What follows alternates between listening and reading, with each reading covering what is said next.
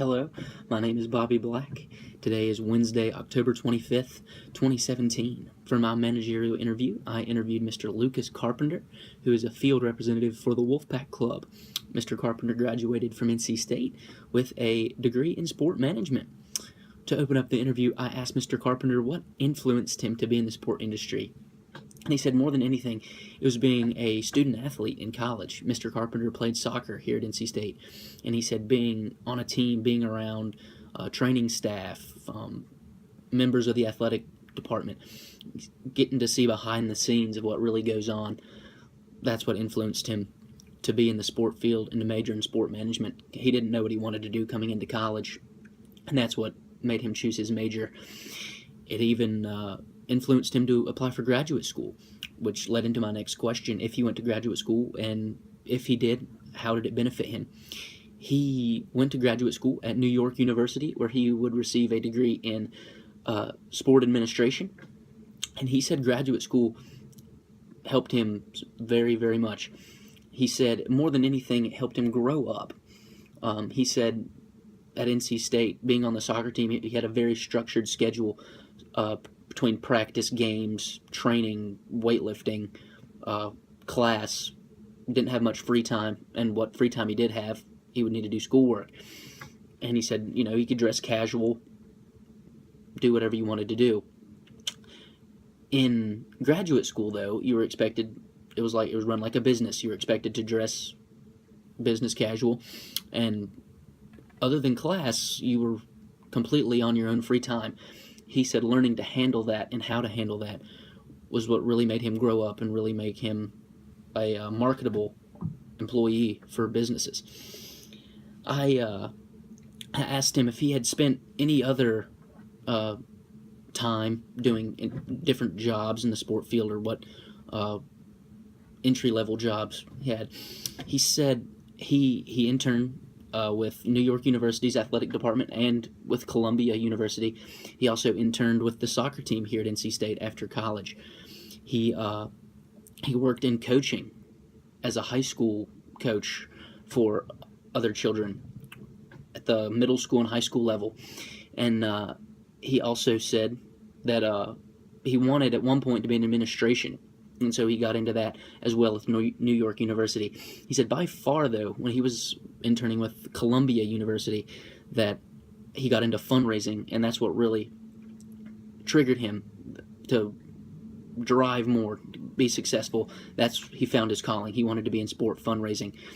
I asked him if working in all the aspects and levels of sport, that helped him become more well-rounded, and he said wholeheartedly he thought it did. He sees why things happen now in operations, why advertisements are shown at a certain time, why coaches make the decisions they did. He said it really helps him. I also asked him about connections in the sport field, relationships with other people, and as Dr. Lindsay says, it's not who you know, it's who knows you. Mr. Carpenter wholeheartedly agrees with that statement. If the people know you for positive things rather than negative. He said if people know you for positive things, even if they don't remember you months from now, it's not negative, and that definitely is a bigger aspect than who you know, and that can open up many job opportunities for you.